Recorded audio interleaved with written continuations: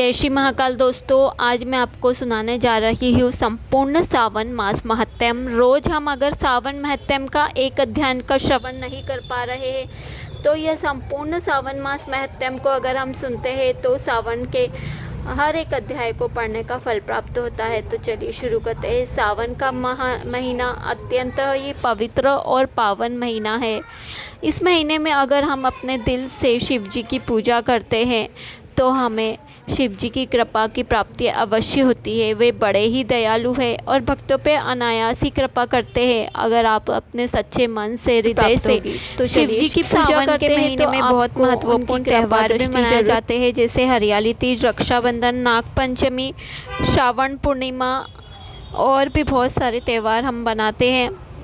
सावन के महीने में जो प्रत्येक सोमवार रहता है उसको सावन सोमवार कहते हैं। अगर हम इसमें शिव जी का उपास करते हैं तो कुंवारी लड़कियों को अच्छा घर और पति की प्राप्ति होती है और सुहागन औरतों को पति का प्यार प्राप्त होता है।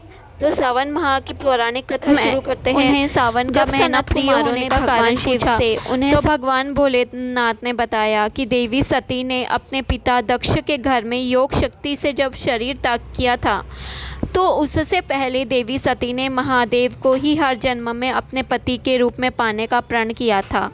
अपने दूसरे जन्म में देवी सती ने पार्वती के रूप में जन्म लिया। वो हिमाचल और रानी मैना के घर में पुत्री के रूप में जन्म लेकर सावन के महीने में उन्होंने निराहार कठोर व्रत किया। उस व्रत से प्रसन्न होकर भगवान शिव ने उनके साथ विवाह किया, इसलिए ये सावन का महीना इतना महत्वपूर्ण है। एक और अन्य कथा के अनुसार मार्कंडू ऋषि के पुत्र मार्कंडेय जब उन्हें अल्पायु होने का पता चला कि उनकी उम्र कम रहेगी तो उन्होंने लंबी आयु के लिए भगवान शिव की आराधना इस सावन के महीने में ही घोर तप किया था और उस घोर तप के परिणाम स्वरूप शिव जी को उन्हें लंबी आयु का वरदान देना पड़ा तथा उनके इस वरदान के सामने यमराज भी नतमस्तक हो गए। इसलिए यह सावन का महीना बहुत महत्वपूर्ण होता है।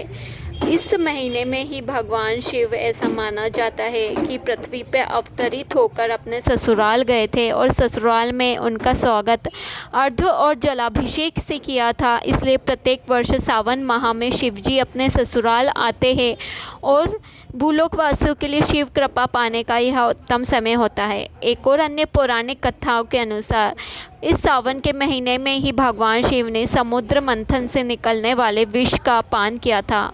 उससे उनके कंठ में जो भयंकर जलन हुई थी और उनका कंठ नीलवर्ण हो गया था, इसलिए उनका नाम नीलकंठ महादेव भी पड़ा था।